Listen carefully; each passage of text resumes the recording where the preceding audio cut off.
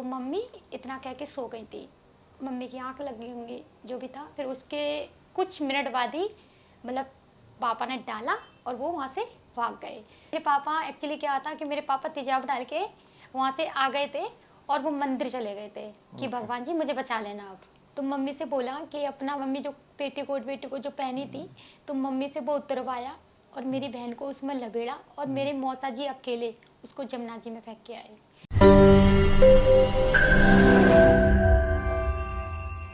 Hello everyone, welcome to my show बातें कुछ अनकही सी।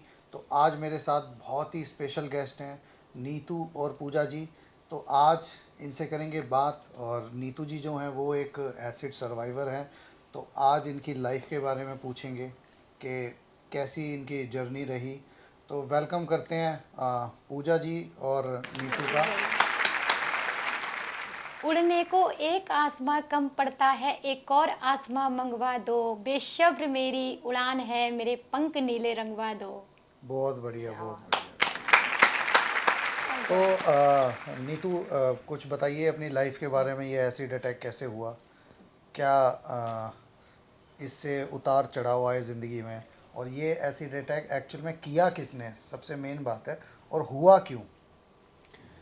हाँ, एसिड अटैक मेरे पापा ने किया था ओके। और उस 1992 में ये घटना हुई थी। और मेरी बहन भी थी एक 1.5 साल की, मैं 3 साल की, तो मेरी मम्मी, हम तीनों लोगों के ऊपर तेजाब ओके। मेरे पापा ने डाला था। तो ये आपके पापा ने एसिड अटैक क्यों किया था? तेजाब आपके ऊपर डाला था, आपकी मम्मा के ऊपर डाला था, तो कैसे, मतलब? रीज़न ये था कि जो मेरे पापा के फैमिली वाले थे, चाचा ताऊ दादा दादी, तो वो लड़का चाहते थे। और मेरी बड़ी बहन हुई तो लोगों को लगा कि ठीक है, पहली बिटिया है, तो सब लोग खुश हुए। फिर मैं हुई तो मतलब लोगों को बहुत ही बुरा लगा कि मतलब फिर से लड़की हुई है। जब मेरी सबसे ज़्यादा तो कयामत तब आई थी जब मेरी छोटी वाली बहन पैदा हो गई थी, तीसरी वाली। ओके। तो फिर जब तीसरी बहन आपकी हुई तो उससे क्या फैमिली में माहौल ख़राब हो चुका था, या मतलब, क्योंकि सुनने में मेरे को ये आया कि आपके फादर ने, जो मैंने न्यूज़ में पढ़ा, जो आपके लाइफ के बारे में पता कर पाया हूँ मैं, आपके फादर ने सिर्फ इसलिए एसिड अटैक किया था क्योंकि आप तीन बहनें बहनें होगी थी, ऐसा कुछ है?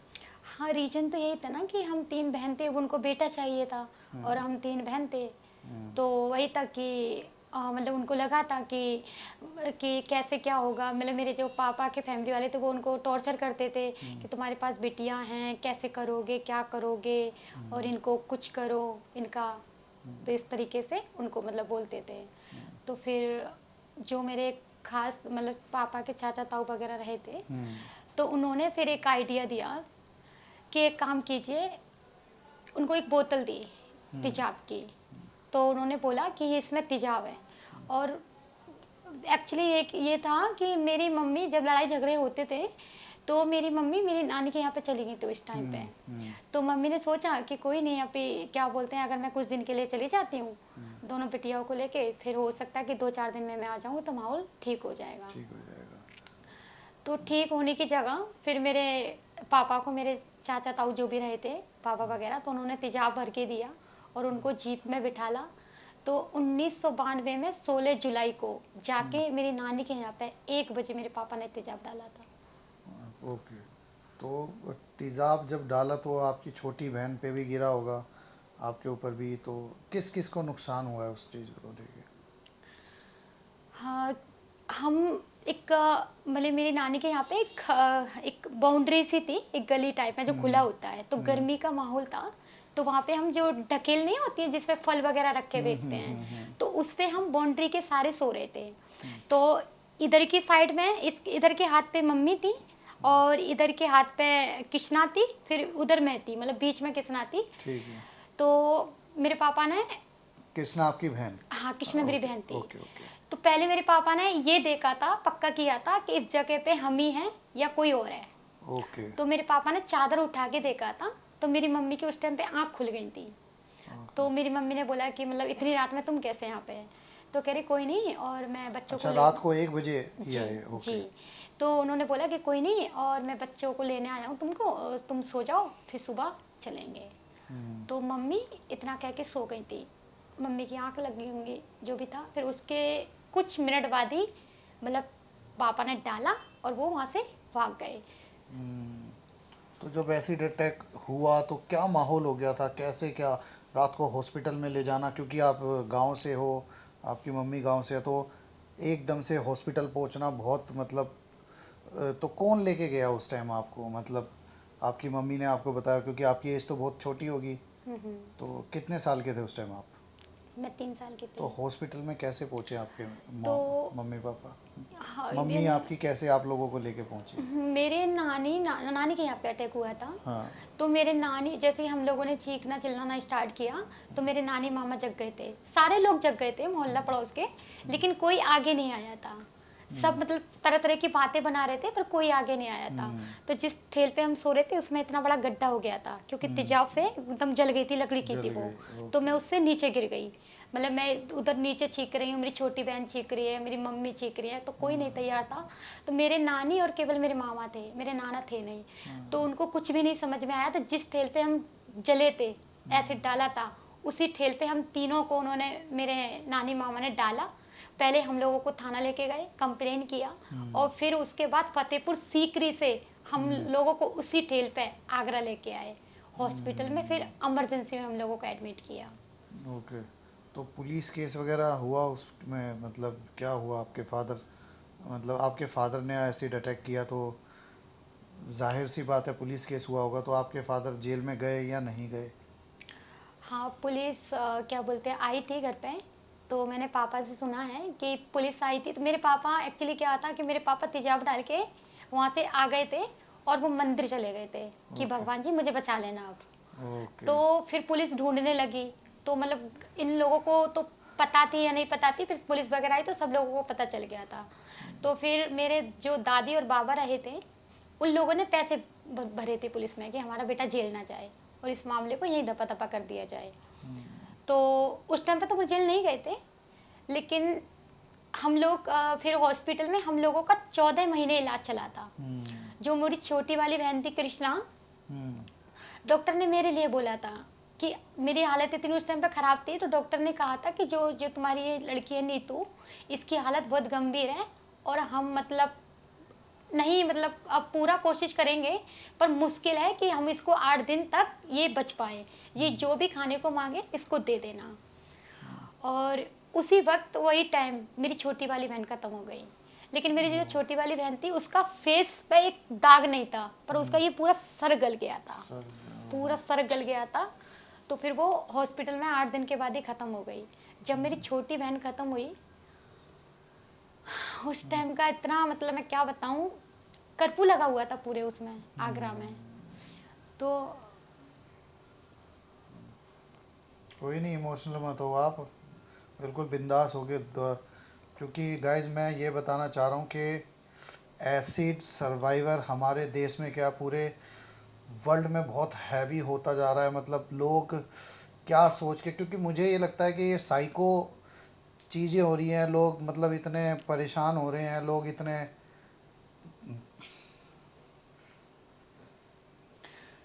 तो जो मेरी छोटी बहन थी बताओ उस बताओ। टाइम पे, उसके लिए कफन भी पैदा नहीं हुआ था। और मेरी मम्मी को ये वाली बात बिल्कुल भी नहीं पता थी कि ऐसा हुआ है। तो मम्मी से बोला कि अपना, मम्मी जो पेटीकोट जो पहनी थी, तो मम्मी से वो उतरवाया और मेरी बहन को उसमें लपेड़ा, और मेरे मौसा जी अकेले उसको जमुना जी में फेंक के आए। फिर मेरी मम्मी को पता चला, मेरी मम्मी काफ़ी परेशान हुई।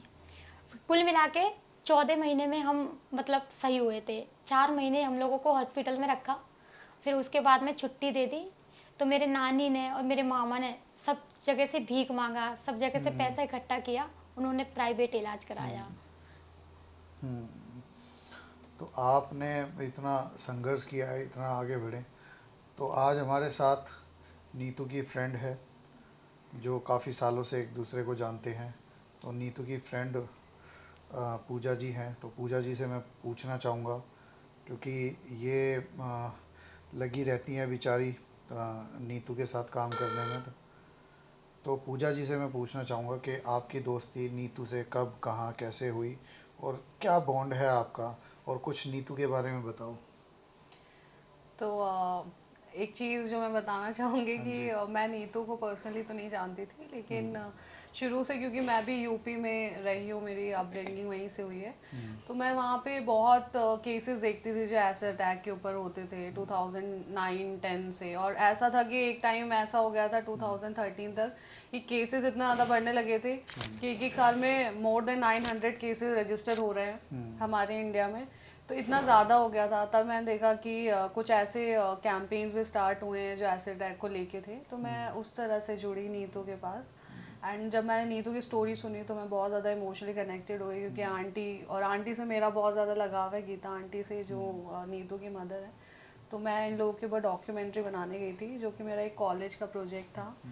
तो मैं वहाँ से जुड़ी, और वहाँ से जो हमारा एक रिलेशन स्टार्ट हुआ और एक फैमिली रिलेशन बन गया। तो मैंने वहाँ से ही सोचा कि मतलब कि कुछ ऐसा करना है इनके लिए जो ये आगे जाके मतलब कि और भी लड़कियाँ हम लोग जोड़ सकें और कुछ बेहतर कर सकें इनके लिए। तो मुझे सुनने में आया नीतू ने बड़ी मेहनत की है, सरवाइव किया है, आगे आई है।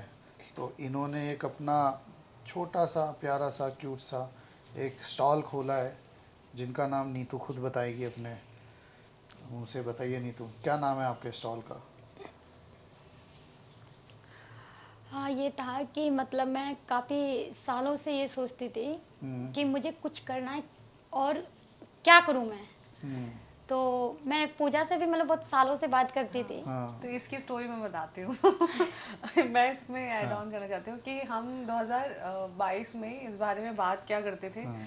कि नीतू हमेशा फ़ोन करके कहती थी कि पूजा मैं बहुत परेशान हूँ, और मुझे समझ में नहीं आ रहा है, कोरोना भी ख़त्म हुआ है और मुझे समझ में नहीं आ रहा मैं क्या करूँ, मेरे पास कोई रास्ता नहीं है।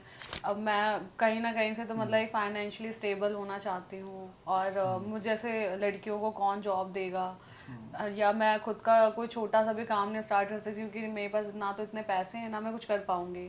तो हम मतलब 2022 में इस बारे में बात क्या करते थे, और ये बात सच है। मैं आज सोसाइटी को लेके भी इस बात को कहना चाहूँगी कि आज के टाइम में मतलब कि एसिड सर्वाइवर के लिए एक सर्वाइवर के लिए सिर्फ यही प्रॉब्लम नहीं है कि आपको एसिड फेंक दिया गया है तो मतलब उसकी ज़िंदगी ख़राब हो रही है। उसके लिए साइकोलॉजी भी बहुत ज़्यादा हिट करती है, सोसाइटी एक्सेप्टेंस नहीं है, वो कहीं जा नहीं सकते, इनसे कहा जाता है कि स्कार्फ बांध के चले जाओ, है ना, मुंह छुपा के रहो। तो बहुत सारी जो चीज़ें हैं, तो उस वजह से ना तो इनको एम्प्लॉयमेंट फैसिलिटी मिल पाती है, ना ये खुद का कुछ शुरू कर पाते हैं, ना इनसे कोई चीज़ें या कोई सामने वाला बात करना आ पाता है ना, और इवन बच्चे तक डरते हैं बात करने से। ये भी बहुत सारे इम्पैक्ट हैं। तो 2022 में हम लोग इन सारी चीज़ों पे बात कर रहे थे, बट 2023 में क्या कहते हैं, कुछ ऐसे हमारे ग्रुप्स थे जिनके थ्रू हम लोगों ने कांटेक्ट किया। एक्चुअल में नीतू ने किया था, और नीतू ने ही क्या कहते हैं अपने एक इनिशिएटिव लिया कि हम मतलब कुछ ऐसा नया शुरुआत करते हैं जो मतलब कि मेरे लिए फाइनेंशियल स्टेबिलिटी लेके आएगा। तो अब इसके आगे नीतू बताएंगे कि इसने कैसे किया ये काम, और मैं बहुत ज़्यादा एक्साइटेड थी इस चीज़ को जानने के लिए। बताओ नीतू, अब आप। हाँ, तो जो मेरे आसपास के कुछ लोग थे, जो मेरे फ्रेंड थे, तो मैंने उनसे कहा, तो मैंने अपनी बात रखी मतलब। तो मैंने अपनी बात रखी, तो लेकिन मतलब उनका मुझे रिस्पॉन्स अच्छा नहीं मिला। फिर मैंने सोचा कि ठीक है, कोई नहीं, और जैसे भी होगा मैं कर लूँगी। तो भगवान का आसरा लेके और जैसे कैसे करके हमने एक ठेला शुरू किया, हाँ। और उसका नाम मतलब बहुत सोच समझ के रखा, गीता रसोई। गीता रसोई। और गीता रसोई का रीज़न ये था कि मैंने नहीं पढ़ा तो नहीं है, लेकिन मैंने सुना है कि जो गीता है किशन जी की, उसमें हम सबके जीवन का पूरा सार छुपा हुआ है। और सौभाग्य की बात थी कि मेरी मम्मी का भी नाम गीता है, गीता है, तो right। मुझे इससे बेहतर कोई नाम ही लगा, तो मैंने गीता रसोई उसका अपने ठेले का नाम रखा। तो स्कूलिंग आपने कैसे की, कहाँ से की और कब तक की, और स्कूल में आपका क्या एक्सपीरियंस रहा बच्चों को लेके, टीचर्स को लेके? क्योंकि स्कूल जाते होगे तो आप स्पेशल चाइल्ड रहे होंगे अपने टाइम में, तो उसको लेके मतलब आपका क्या एक्सपीरियंस रहा है? नहीं, मैं स्कूल नहीं गई क्योंकि मेरी आंखों का रोशनी चली गई थी। ओके। तो मैं स्कूल मतलब मैंने स्कूल ही नहीं देखा है कि स्कूल कैसा होता है। अच्छा अच्छा, कभी लाइफ में स्कूल गए नहीं आप? नहीं, मैंने तो स्कूल ही नहीं देखा। आज जहाँ पे आज आप जिस सोसाइटी में रह रहे हो, उस सोसाइटी का पहले आपके लिए क्या बिहेवियर था और आज आपके लिए क्या बिहेवियर है? मतलब पहले आपको वो किस तरीके से देखते थे और आज किस तरीके से देखते हैं? पहले उनका नज़रिया ये था, मेरी मम्मी को बोलते थे कि इसके दूध में मिला के जहर दे दो, और गेहूं में डालने वाली दवाई आती है उसको दे दो, क्योंकि इसका जीवन हो गया बेकार। अब ये क्या करेगी जी के, कौन इससे शादी करेगा, कौन इससे ब्याह करेगा, इसका क्या होगा। लेकिन वही है ना कि मेरी माँ की ममता थी, तो मेरी मम्मी का एक ही जवाब होता था कि क्या होगा कैसे होगा वो तो भगवान जाने, लेकिन मैंने इसको 9 महीने पेट में रखा है और मैंने इसके लिए सब कुछ सहा है, तो मैं अपने हाथों से तो ऐसा नहीं कर सकती। जब तक मैं जिंदा हूँ, जब तक तो अपने गले से लगा के रखूंगी, मेरे बाद भगवान जाने इसका क्या होगा। बहुत सारे लोग बोलते थे, जब मैं मतलब निकलती थी तो लोग, मतलब मेरे साथ में क्या रहा है, मैंने जब से होश संभाला मैंने फेस कवर नहीं किया है, क्योंकि जब मैं होश संभाल रही थी तो मुझे समझ में आ गया था कि मेरा जो एक चेहरा था वो मुझे याद नहीं है, वो मेरा चला गया। अब ये जो मेरा दूसरा चेहरा है, मुझे इसी के साथ जीना है और यही मेरी पहचान है और इसी से मुझे पहचान बनानी है। तो मैंने अपने चेहरे को एक्सेप्ट किया और मैं मतलब ऐसे ही रहती थी फेस ओपन करके। तो मतलब मेरे को हमेशा से शौक रहा है कि मैं तैयार हूँ, मेकअप करूँ, नए कपड़े पहनूँ, ऐसा रहा है। तो जब मैं तैयार होके निकलती थी तो मेरे मतलब आसपास के लोग बोलते थे कि अरे वाह हेमा मालिनी जा रही है, अरे वाह श्रीदेवी जा रही है। तो मैं सुनती थी तो मैं बोलती थी कि मैं अपने लिए श्रीदेवी और किसी हेमा मालिनी से कम नहीं हूँ। कम नहीं, राइट, बहुत बढ़िया। तो आज उनका क्या नज़रिया है आपको लेके, जो आपकी सोसाइटी है, जो आपके पड़ोस में है, जो आपके लोग हैं? क्योंकि भाई मैं आज ऑडियंस आपको बता दूं, इस पॉडकास्ट में नीतू आई है, हमारा बड़ा सौभाग्य है कि हम नीतू जी का इंटरव्यू ले रहे हैं। लेकिन ये इनकी एक डॉक्यूमेंट्री आई है, वो बहुत सारे इंटरनेशनल फिल्म फेस्टिवल्स के अंदर सम्मानित की गई है वो फिल्म। और नीतू को भी, नीतू की एक जर्नी है। नीतू अभी रिसेंटली ऑस्ट्रेलिया गई थी, तो नीतू आप बताओगे ऑस्ट्रेलिया के बारे में कि आपकी कैसे जाना हुआ, कैसे वहाँ पहुँचे, कैसे आपने फिल्म को प्रमोट किया, क्या किया वहाँ पे? बताओ कुछ अपने बारे में। ये थोड़ा सा लंबे विषय हो जाएगा। कोई बात नहीं, बताओ आप इसमें। मैं बताती हूँ। 2014 की बात है ये। तो मैं अपनी मम्मी के साथ कहीं जा रही थी आगरे में, ऑटो में बैठ के। तो मैं जैसे आज बैठी हूँ ऐसे ही थी। तो एक लड़की मिली मुझे ऑटो में, संध्या नाम की। तो उसने मुझे देखा और उसने पूछा कि क्या हुआ है।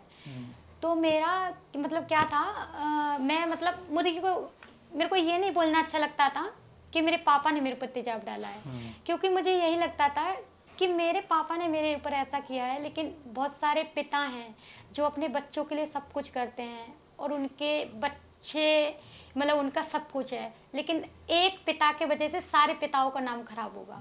तो मैं बोलती थी कि स्टॉप हट गया, इसलिए मैं चल गई थी। तो उसने बोला नहीं कि आप सही सही बताइए और कोई बात नहीं है।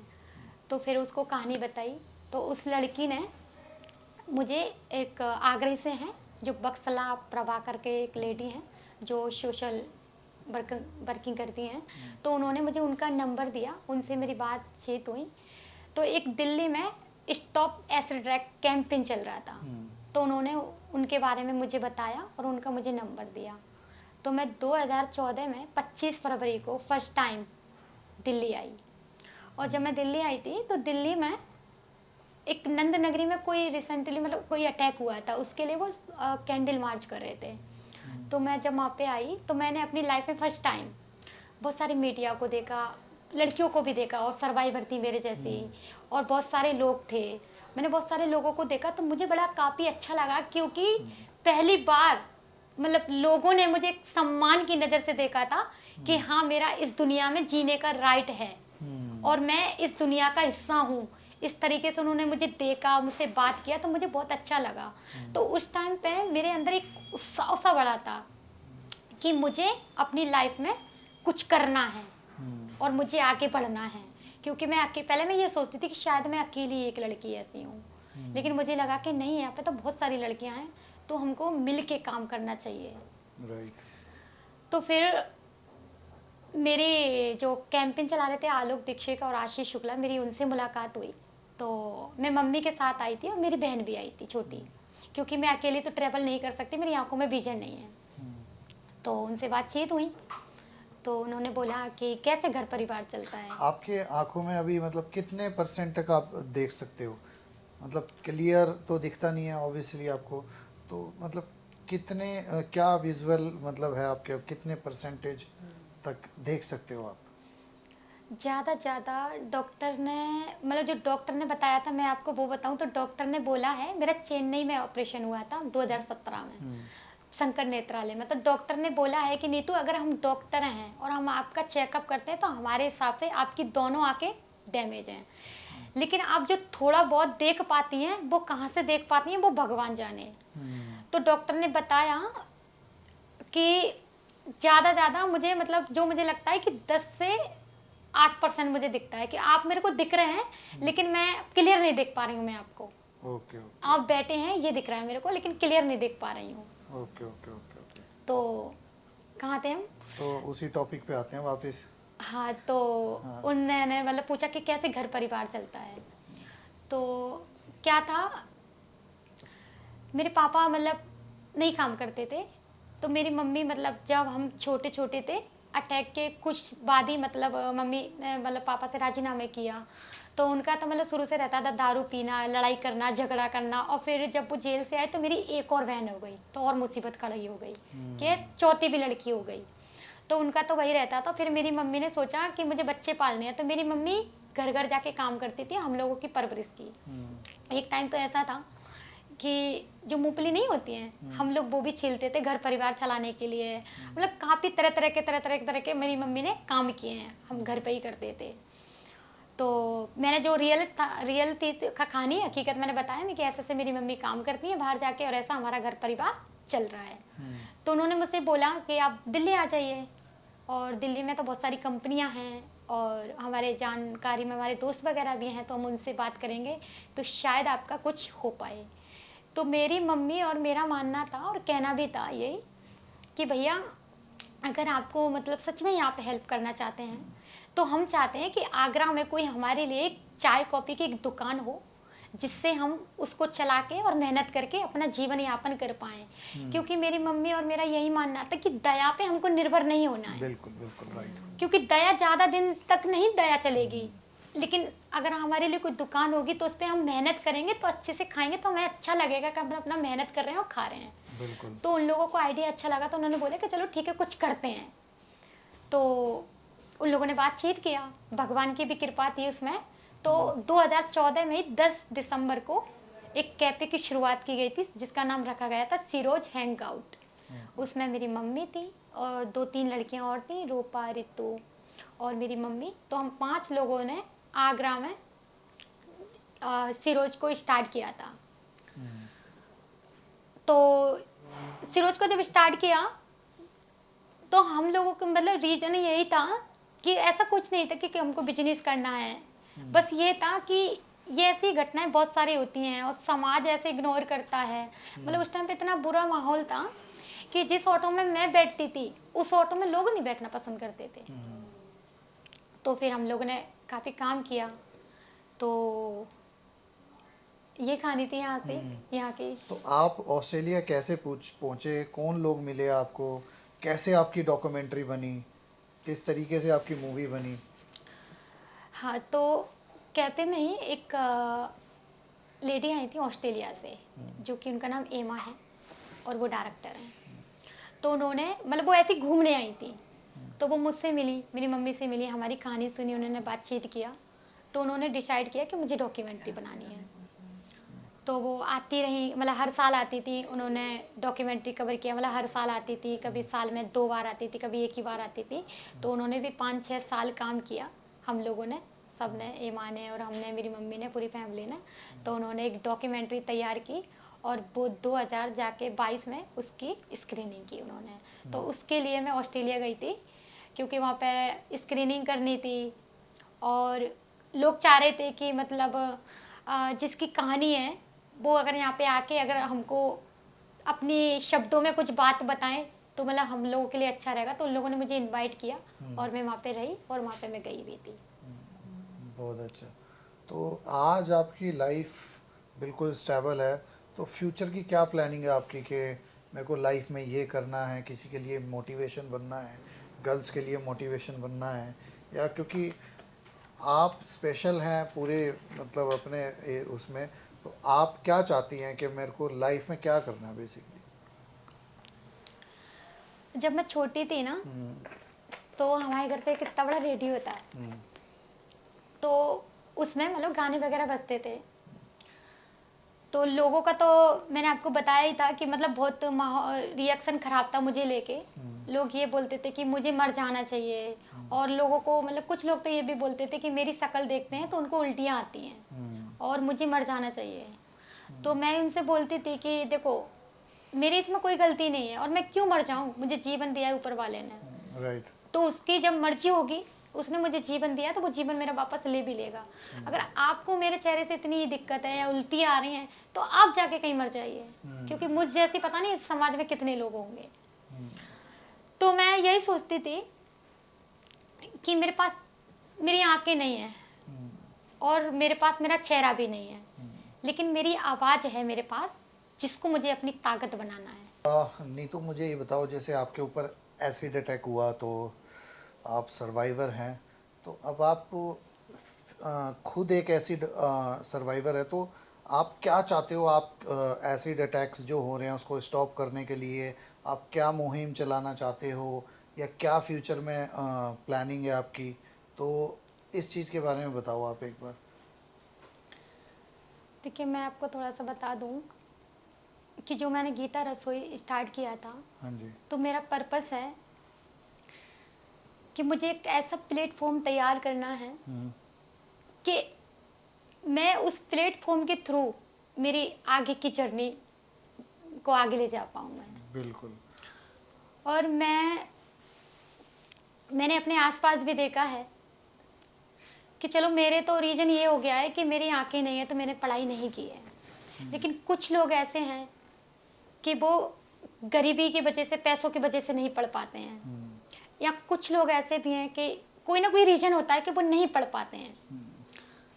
तो मेरा मानना है, मैं चाहती हूँ कि मैं एक छोटा सा एक अपना कैफे डालना चाह रही हूँ, जिसमें जैसे कि जो नहीं पढ़ पाती हैं, मैं और लोगों को काम दे पाऊँ और मैं अपने आगे अपने काम को बढ़ा पाऊँ, क्योंकि मैं मानती हूँ जो मेरे साथ हुआ वो हो गया, अब वो नहीं बदल सकता है और ना कुछ हो सकता है। अब बदल सकता है तो इतना बदल सकता है कि जो आने वाले टाइम में मेरे जैसी लड़की को या किसी औरत को जो हमने झेला है, जो हमने सरवाइव किया है, वो किसी और को ना झेलना पड़े।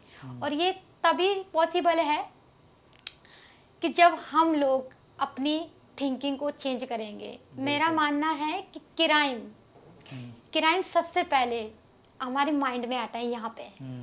अगर यहाँ पे आएगा तो वो बाहर क्रिएट होगा, अगर वो यहाँ नहीं आएगा तो बाहर क्रिएट नहीं होगा। क्योंकि जब कुछ भी हम करते हैं ना गलत, तो पहले यहाँ पे आता है तब जाके होता है। तो जो अगर यहाँ से निकल जाएगा, तो जो मुझे लगता है कि क्राइम को हमको रोकने की जरूरत नहीं है, क्राइम अपने आप रुक जाएगा। पहले क्राइम को दिमाग से निकालिए, सारे क्राइम दिमाग में भरे हुए हैं। अपनी एक थिंकिंग चेंज करेंगे तो मुझे लगता है कि बहुत कुछ चेंज होगा। क्योंकि मैं मतलब इसका खुद ही एग्जाम्पल हूँ।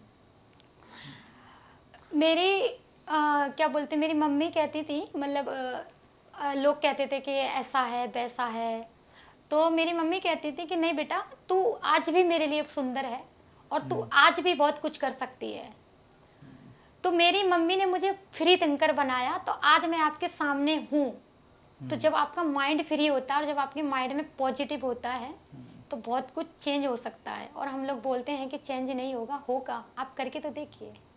राइट, बहुत बहुत अच्छी बात है ये। तो नीतू, और कुछ आप अपने बारे में बताना चाहते हो?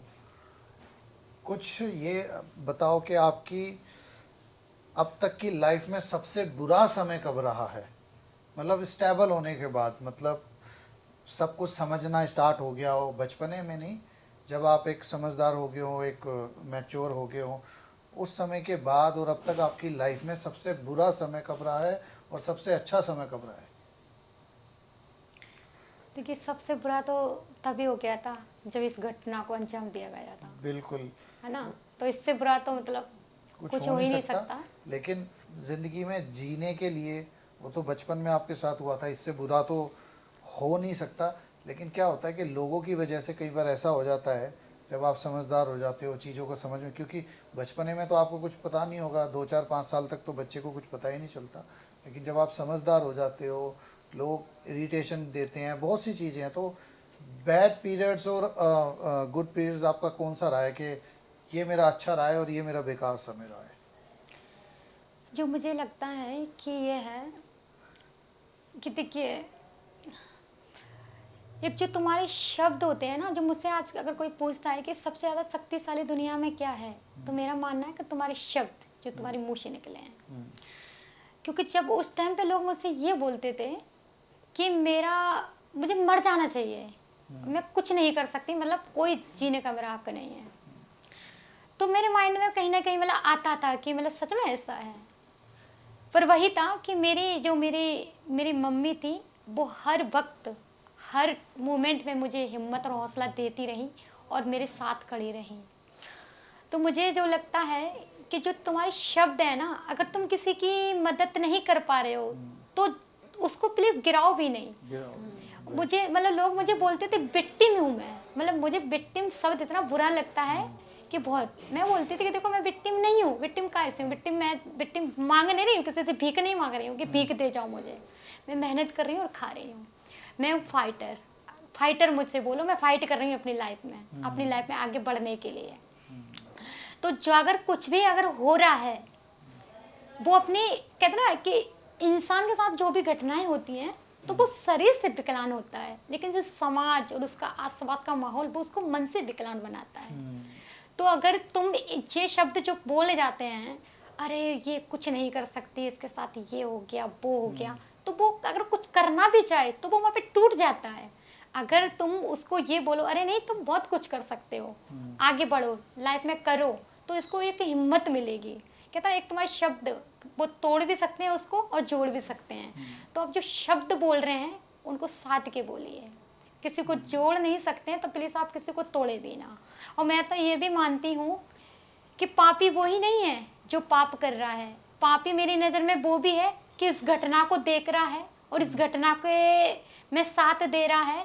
अगर किसी के साथ कुछ भी हो रहा है, मैं ये नहीं कह रही हूँ कि लड़की है लड़का, अगर किसी के साथ कुछ गलत हो रहा है तो हम लोग वीडियो बनाते हैं फिर उसको वायरल करते हैं, लेकिन इतना नहीं होता है कि हम वहाँ पे जाएं, उसको हेल्प की ज़रूरत है उसकी हेल्प करें। अगर तुम नहीं कर सक रहे तो किसी को बुलाओ, आप किसी की आवाज़ बनो। तो वही है कि जहाँ क्राइम हो रहा है, घटनाएं हो रही हैं, तो वहाँ पे आप शांत नहीं रहिएगा। अब वो टाइम गया कि हम शांत रहें, आवाज़ बनिए और आवाज़ उठाइए अगर हमारे देश को आगे ले जाना है तो। वही गाइस के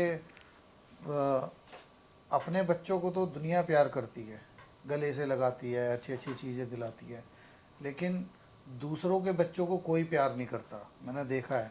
ठीक है, इंसान वही अच्छा होता है, मेरी नज़र में तो एटलीस्ट वही अच्छा होता है जो दूसरों के परिवार को भी अपना मान के चले। ये देश भी हमारा घर है, हमारा घर ही हमारा घर नहीं है, ये देश भी हमारा घर है। तो इस देश में रहने वाले भी हर व्यक्ति हमारी फैमिली के मेंबर है। तो नीतू है, हम हैं, नीतू जैसे बहुत बच्चे हैं जो इस चीज़ से गुज़र रहे हैं आज भी, तो उन लोगों को आपको सपोर्ट करना चाहिए, प्यार करना चाहिए। मैं ये नहीं कह रहा कि आप हर किसी को करो, लेकिन नीतू है, नीतू जैसे सर्वाइवर हैं, नीतू ने अपनी ज़िंदगी में, नीतू तो स्टैंड हो गई, ठीक है, और ये ऊपर वाले ने चाह तो हो जाएगी, लेकिन नीतू जैसे बहुत सर्वाइवर्स ऐसे हैं जिनको बहुत मदद की ज़रूरत है, हेल्प की ज़रूरत है। अपने बच्चों को प्यार कर रहे हो ठीक है, लेकिन सिर्फ बोलना कुछ नहीं होता, हम ये कर देंगे, हम अपने बच्चे के नाम पे ऐसे करवा देंगे, वो करवा देंगे, ये कुछ नहीं होता, आपको करना पड़ेगा। ठीक है, और आप मंदिर में पैसा चढ़ाते हैं अच्छी बात है, लेकिन ये भी भगवान आपको इतना प्यार करेगा अगर हम इन जैसे सर्वाइवर्स की कुछ मदद कर सकें। ठीक है, तो ये आपको सोचना चाहिए। और मैं पर्सनली रिक्वेस्ट करूँगा जो भी ये व्लॉग देखेगा, जो भी ये पॉडकास्ट देखेगा, कि नीतू के पास पर्सनली आप आगरा, अगर आगरा से हैं, आगरा घूमने जा रहे हैं या आगरा के आसपास एरिए से हैं, तो एक बार ज़रूर उस जगह पे जाइए जो मैंने पहले एड्रेस बताया था। नीतू एक बार फिर आप एक बार वहाँ का एड्रेस बता दो, वो कौन सी जगह है? गीता रसोई, आगरा मेडिकल, एसएन मेडिकल के आसपास ही है, गीता रसोई के नाम से। वहाँ पूछोगे तो नीतू, वहाँ तो लोग बता देंगे कि गीता रसोई कहाँ पे है। हाँ आप वो ऐसे बता मेडिकल पहुंचेंगे हाँ। तो आपको पता चल जाएगा कि वहाँ पे गीता रसोई नाम का एक छोटा सा स्टॉल लगा रखा है हम लोगों ने। तो वहाँ पे इनका स्टॉल है, तो वहाँ पे आप पहुँचो और इसको जाके देखो। और आज मेरे को मतलब बड़ा अच्छा लगा कि आप स्पेशल आए, दिल्ली आए इंटरव्यू के लिए, पॉडकास्ट के लिए। पूजा जी ने मदद की, पूजा जी स्पेशली जयपुर से आई। तो पूजा जी बेसिकली सोशल वर्कर तो हैं ही हैं, तो ये लगी रहती हैं कि इस तरीके से किसी की भी हेल्प करना, सर्वाइवर जो हैं, स्पेशली सर्वाइवर्स के लिए, वैसे तो सब चीज़ों में लगी रहती है लेकिन स्पेशली सर्वाइवर्स के लिए बहुत काम करती है पूजा जी। मैं इनके बारे में ज़्यादा बता नहीं पा रहा हूँ क्योंकि इन्होंने मेरे को इंटरव्यू से पहले ही बोला था कि यार मेरी तारीफ़ मत करना, और ना मैं चाहती हूँ। तो इस तरीके के लोग ही कामयाब होते हैं, और इस तरीके के लोग ही होते हैं जो दूसरों को, बच्चों को अपना मानते हैं। तो मैं चाहता हूँ कि ऐसा माइंडसेट आप लेके चलो कि अगर बच्चा किसी और का और वो परेशान हो रहा है तो आपको पानी ज़रूर पिलाना चाहिए, मेरा मानना ऐसा है। तो बहुत अच्छा लगा आज के इस सफ़र में। तो आप, कैसा लगा नीतू जी आज आपको यहाँ आके इंटरव्यू देके? मुझे बहुत अच्छा लगा, और मैं एक लाइन बोलना जी चाहूँगी जी बिल्कुल। सबसे, जो भी मुझे सुन रहे हैं देख रहे हैं। जी। देखिए, ये जीवन है, किसी का जीवन आसान नहीं होता है, लेकिन आसान हमको इसको बनाना पड़ता है, बनाना कभी पड़ेगा, अंदाज से, कभी नज़रअंदाज से। बिल्कुल बिल्कुल तो बिल्कुल। हमको लाइफ में ऐसे हालात नहीं रखे हम लोग कि हमारे हौसलों को बदल दें। हमको हौसले ऐसे रखने हैं कि हमारे हालातों को बदल दें। बिल्कुल बहुत बढ़िया भाई, बहुत बढ़िया, बहुत अच्छी लाइन बोली है। तो अब इस पॉडकास्ट को यहीं ख़त्म करते हैं। बहुत अच्छा लगा गाइस, और कुछ बोलना चाहते हो? उससे पहले हमारी एक रिक्वेस्ट है हाँ। कैफे वाले कि हम लोग आगरा के पास एक कैफे ओपन करना चाह रहे हैं। हाँ, ये बाद में डाल, ये मतलब ये तो अभी कट डाल कर के देंगे कट करके ले हम। लियो, हाँ। ठीक है। तो नीतू, अब आप फ्यूचर में क्या प्लानिंग कर रहे हो? मतलब मेरे को सुनने में आया कि आप एक रेस्टोरेंट भी ओपन करना चाह रहे हैं, कैफ़े ओपन करना चाह रहे हैं, ऐसा कुछ? देखिए, मैं मतलब कैफ़े स्टार्ट करना चाह रही हूँ, लेकिन मेरे पास ना तो इतना अभी पैसा है और ना ही मेरे पास कुछ है। तो मैं सरकार से भी रिक्वेस्ट कर रही हूँ कि मुझे आगरा में, शिल्पग्राम के पास में कुछ छोटा सा जगह दे, जिससे मैं अपना उसको चला के अपना जीवन यापन कर पाऊँ और आगे और लोगों के लिए भी काम कर पाऊँ। और मेरी सब लोगों से भी रिक्वेस्ट है कि जो मेरा ड्रीम है, इसको सपोर्ट करें। शायद आपके सपोर्ट करने से आपका कुछ नहीं बदलेगा, लेकिन मेरा जीवन बदल सकता है। बिल्कुल, और जिन लोगों के लिए मैं काम करना चाह रही हूँ, बहुत सारे लोगों का जीवन बदल सकता है। बिल्कुल तो बिल्कुल प्लीज़ सही। आप सपोर्ट कीजिए। सपोर्ट हर तरह का होता है, कोई सपोर्ट तन का करता है, कोई धन का करता है, कोई मन का करता है। तो सपोर्ट इज सपोर्ट। तो आप सबको सपोर्ट करें, जिनको भी सपोर्ट की ज़रूरत है उसको सपोर्ट करें। आगे आइए और अपनी इंसानियत दिखाइए। बिल्कुल बिल्कुल असली इंसान वही है जो दूसरों के लिए जीता है, कुछ करता है। बिल्कुल बिल्कुल बिल्कुल। तो गाइज, ये नीतू जी ने जो बोला है आप उस पर गौर फरमाइएगा, और हम भी कोशिश करेंगे, अपने जो फाउंडर्स वगैरह हैं जो हमारे से जुड़े हुए हैं, हम भी कोशिश करेंगे कहीं ना कहीं कुछ हो पाए। और ज़्यादा जानकारी के लिए आप हमें इंस्टाग्राम पे फॉलो भी कर सकते हाँ। हैं। गीता रसोई के नाम से हमारा एक पेज है जो हम अभी चला रहे हैं। तो आप सब हमें फॉलो करें, उस पर आपको इन्फॉर्मेशन मिलती रहेगी बाकी चीज़ों की। और नीतू को भी फॉलो करें इंस्टाग्राम पे, नीतू ऑफिशियल के नाम से उसका पेज है। तो आप लोग वहाँ जाएँ, फेसबुक पे फॉलो कर सकते हैं। तो हमारे साथ ऐसे जुड़े रहिए। इंस्टाग्राम, फेसबुक आईडी पूजा जी ने बता दी है, तो आप जाओ, फॉलो करो। किसी भी भाई को कोई भी हेल्प करनी है, मदद करनी है, तो डायरेक्ट आप नीतू ऑफिशियल के पेज पे जाओ, नीतू से बात करो, ये हर बंदे का रिप्लाई देती है। तो पहुँचो और इस काम को करो। तो गाइज़, बहुत अच्छा लगा नीतू आज बात करके, पूजा जी और नीतू जी बहुत आई, और थैंक यू सो मच आप लोग आए।